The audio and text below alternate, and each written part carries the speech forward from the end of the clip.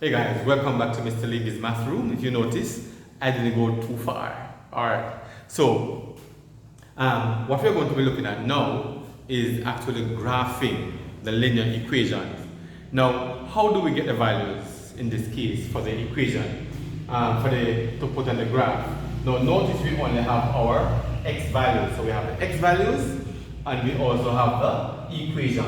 Now, I rewrote the equation to show the function of x equals 3x minus 2. So any one of them you see, so you're not confused, alright? So to get the values, now this operates like a machine, right? It operates like a machine. So we're going to insert, or we're going to substitute the value of x in the equation. We're going to replace x with the value of x to solve for y. So in this case, we have 3 times whatever x is. So these are our x values up here. So we're going to have 3 times whatever x is here. So that 3 times negative 2. 3 times negative 2 gives us what? Negative 6. Let me use this. So 3 times negative 2 is negative 6. And then minus 2. Because that's the constant, the y-intercept. And then we have negative 1 times 3, that's negative 3, back our constant.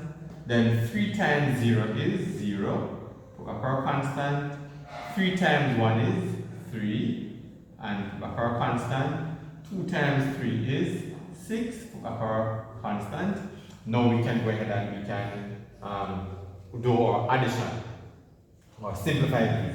So negative 6 plus negative 2, that's negative 8. Negative 3 plus negative 2, that's negative 5. 0 plus negative 2, that's negative 2. 3 minus, or 3 plus negative 2, that's positive 1. 6 plus negative 2, that's positive 4. Right? So there we have it. So we have our x values, our x coordinates, and we have our y coordinates. Remember we said that the coordinates make up a point. So 2 coordinates make a point. So in order to plot this, we need these 2 points, right? So x and y. So we could write them out if you wish. So we have negative 2 and negative 8. Right? We have negative 1 and negative 5. We have 0 and negative 2. Now what you can do in the meantime is get your graph paper and you can put this on your graph. So we have negative 0, negative 2, then we have 1, 1, we have 2 and positive 4. Right? So you can get your graph paper and you can put that on your graph paper. Alright, now what we need to look for, so from this, what's the gradient? So the gradient is equal to 3, that's m, and c, which is the what? C is the y-intercept, is equal to what? Negative 2. Remember we said that the y-intercept is c, and it is where the line crosses the y-axis. So we are going to plot the graph, and in plotting the graph, you need to look for where 2 crosses the line. You have to ensure that negative 2 crosses the what? Crosses the y-axis. If negative 2, the line doesn't cross the y-axis at negative 2, then you have to wheel and come again. You have to go back to check to see where you went wrong. Alright? And so we're going to now go across and we're going to plot our graph. So we're going to plot the graph. Alright, so we're going to plot the graph. So when x is negative 2, y is negative 8. So on our graph paper, on our graph sheet here, we locate negative 2 on the x-axis, that's right here, and then we locate negative 2, so it's negative 8 is down here, so we come down, alright? So we come down in the same line, so we first locate our x-coordinate, so we locate our x-coordinate, and we come down because, why are we coming down? Because negative 8 is down here. Right? That's why we come down here. Now if it was positive 8, we wouldn't come down, we would go up that side. Alright? And so that's the first point. Then the next one is negative 1. When x is negative 1, so we'll locate negative 1 on the x-axis. Then we locate negative 5 on the y-axis. Negative 5 is down here. Right? So this is where our point comes. Right? And then we have 0. 0 is right here. And then we locate what? Negative 2 on the y-axis. That is right here. And then we have 1 on the x-axis. And then we locate 1 as well on the y-axis. So in this case, because the 1 for the y coordinate is positive, we are going to come up instead of going down. Right? So it's right here. And then we have when x is 2, so x is 2 right here, y is positive 4. So we are going to go up to 4 where positive 4 is on the y-axis. Right? And there we have our coordinates. So when x is equal to 2, y is equal to 4. Now we can draw our line.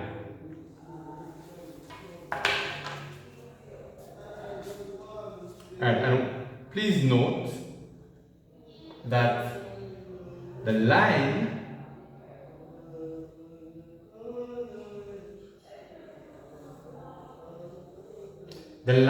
crosses the y-axis where? The line crosses the y-axis at negative 2.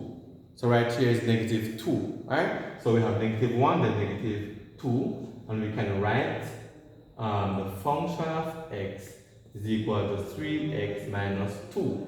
Right? So that's the equation of the line. So it's 3x minus 2. Now, let's say you're asked to find the gradient of the line. Just to calculate the gradient of the line, we already know that the gradient of the line is what? 3. Right? It is 3, but you may ask to calculate the gradient of the line anyway. So what we do, we locate, okay, this gradient here, 3, it means we can rewrite it as 3 over 1. Rewriting it as 3 over 1 means what? The 3 is our rise, and the 1 is our run. Right? Now, this 1 here means that we're going to move 1 place to the right. Right? And the 3 means we are moving 3 places up. That's the rise. Right?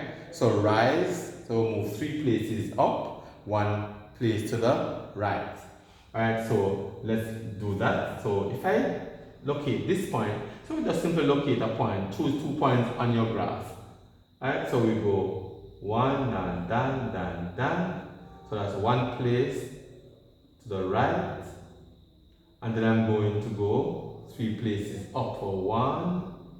That's 1, 2, 3. Right? So that's 3 over 1. Now, we can choose 2 coordinates, so choose 2 points, on the line. So we can choose these 2 points and these 2 points. Alright, so let's call this point P. And what are the coordinates? So it would be 2, 4. Alright, so 2, 4. And the coordinates here, we choose this point here. Let's call this point Q. The coordinates would be 1, 1. Alright?